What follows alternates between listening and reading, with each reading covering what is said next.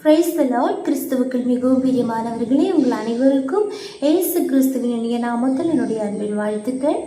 இந்த நாளிலும் சற்று நேர தியானத்திற்காக ஒரு வேத பகுதியை வாசிப்போம். அப்போஸ்தலருடைய நடபடிகள் 5ஆம் அதிகாரம், அதனுடைய 38, 39 வசனங்கள். இப்பொழுது நான் உங்களுக்கு சொல்லுகிறது என்னவென்றால், இந்த மனுஷருக்கு ஒன்று செய்யாமல் அவர்களை விட்டு விடுங்கள். இந்த யோசனையும் இந்த கிரியையும் மனுஷனால் உண்டாயிருந்ததானால் ஒழித்து போகும். தேவனால் உண்டாயிருந்ததேயானால் அதை ஒழித்துவிட உங்களால் கூடாது. தேவனோட போர் செய்கிறவர்களாய் காணப்படாதபடிக்கு பாருங்கள் என்றான். இங்கே நம்ம வாசிக்கிறோம், Hallelujah, Acts chapter 5 verse 38 and 39. Therefore, in the present case, I advise you, leave these men alone, let them go, for if their purpose or activity is of human origin, it will fail. But if it is from God, you will not be able to stop these men. You will only find yourself fighting against God. Hallelujah. நம்முடைய வாழ்க்கையில நாம் பயணம் செய்கிற போது ஸ்தோத்திரம், நம்மை தடுக்க யாராலையும் முடியாது.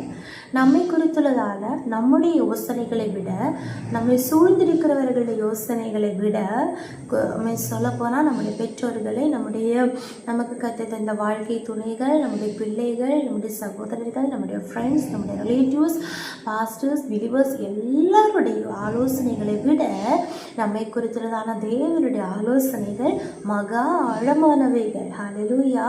நம்மை குறித்துள்ள தேவனுடைய யோசனைகள், தேவனுடைய திட்டங்கள் அது மகா பெரியவைகள். அவன் பெரிய யோசனைகளை, பெரிய திட்டங்களை கர்த்தர் நமக்கு ஒவ்வொருவருக்காக வைத்திருக்கிறார். ஆதலால் இந்த நாட்களிலே நம்முடைய ஆலோசனையின்படி நம்முடைய சுய புத்தியின் மேல் சாயாமல் நம்மை குறித்துள்ளதான தேவனுடைய ஆலோசனை, தேவனுடைய யோசனை என்னவோ அந்த எண்ணத்திற்காக நம்மை ஒப்பு கொடுத்து வாழும்போது கர்த்தர் நமக்காக பெரிய காரியங்களை செய்வார். இங்கே வாசிக்கிறோம், இந்த யோசனை, இந்த கிரியை மனுஷரால் உண்டாயிருந்தால் ஒழிந்து போ.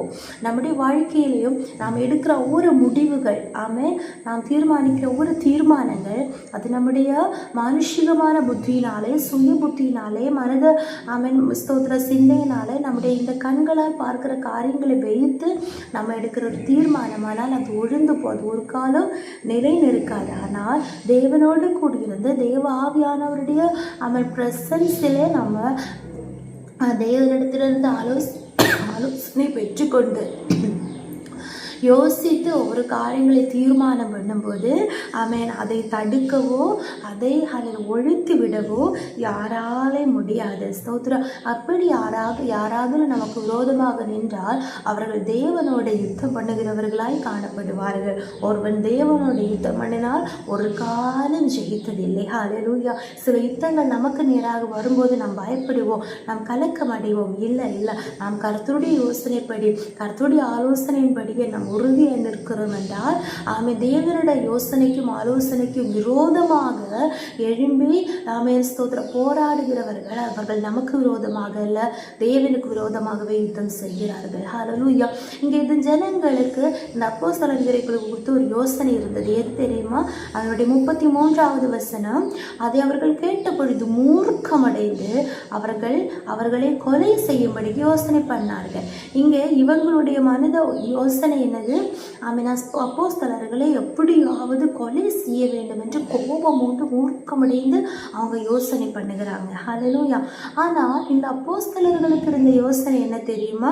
அவர்கள் இயேசுவை குறித்து பிரசங்கம் பண்ணினாங்க.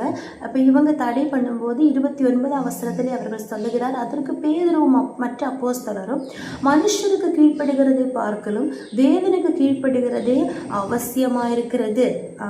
32ஆம் வசனம், இந்த சங்கதிகளை குறித்து நாங்கள் அவருக்கு சாட்சிகளாயிருக்கிறோம். தேவன் தமக்கு கீழ்ப்படுகிறவர்களுக்கு தந்துள்ள பரிசுத்த ஆவியின் சாட்சி என்றார்கள். ஹல்லேலூயா. அப்போ அவர்கள் இயேசு கிறிஸ்துவின் சாட்சிகளாக நிற்கிறார்கள்.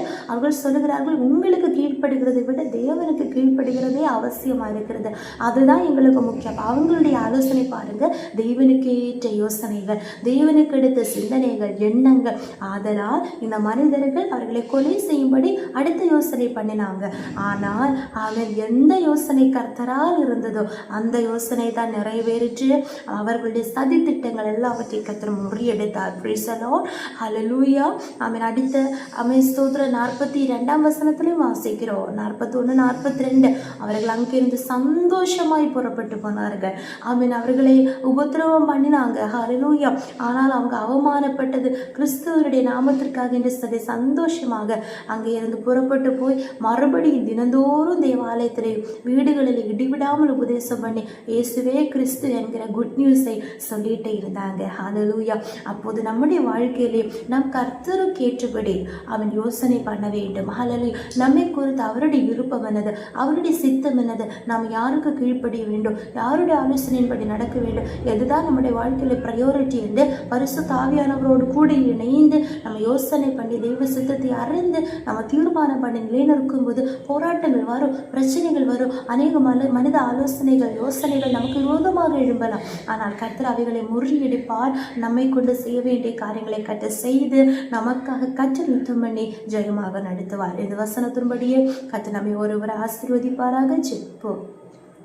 ஏசப்பா ஸ்தோத்திர ராஜா, எங்களை எல்லாமே நேசித்து வழிநடத்துகிற எங்கள் அன்பன் பரலோக பிதாவே, யோசனையில் பெரியவரே, செயலிலே வல்லவரே. ஆமாண்டவரே, அப்பா எங்களை குறித்துதான் நம்முடைய யோசனைகள் மகா பெரியவைகளாக இருக்கிறது. செயலிலே வல்லவராகி கர்த்தர் அதை செயலிலே கொண்டு வந்து வல்லமையான காரியங்கள் எங்கள் மூலமாக செய்கிற கிருபைகளுக்காக ஸ்தோத்திரம். தேவனுடைய பிள்ளைகளுக்கு விரோதமாக எழும்புகிற கர்த்தாவே, தேவனுக்கு கர்த்தாவே ஸ்தோத்திரம் ஸ்தோத்திரம். தேவனை ஆராதிக்கிற பிள்ளைகளுக்கு விரோதமாக இருக்கிற எல்லா யோசனைகளை கர்த்தர் அர்த்தம் பண்ணி முறியடித்து அப்பா நாங்கள் ஒவ்வொரு உம்முடைய யோசனையின்படி இருக்கிறது, உம்முடைய ஆலோசனையின்படி உம்முடைய சித்தத்தின்படி வாழ்ந்து அப்பா உமக்காக நாங்கள் பயன்பட கர்த்தாவே அப்பா உம்முடைய திட்டங்கள் எங்கள் வாழ்க்கையில நிறைவேறும். எங்களை முற்றிலுமாக ஒப்பு கொடுக்கிறோம் கர்த்தாவை, தாழ்த்துகிறோம். எங்களுக்காக யுத்தம் செய்து ஜெயத்தை தருகிறதற்காக ஸ்தோத்திரம். அப்பா ஸ்தோத்திரம். எங்களை குறித்திருந்தான் எங்களுடைய யோசனைகள் அல்ல அப்பா, மற்றவர்கள் யோசனைகள் அல்ல அப்பா, உம்முடைய யோசனைகள் மட்டும் நிறைவேறட்டும். அதற்காக எங்களை தாழ்த்துகிறோம். இயேசு கிறிஸ்துவின் நாமத்தினால் ஜெபிக்கிறோம். எங்கள் ஜெபத்தை கேளும் நல்ல பிதாவே. Amen, amen, amen. May God bless you all.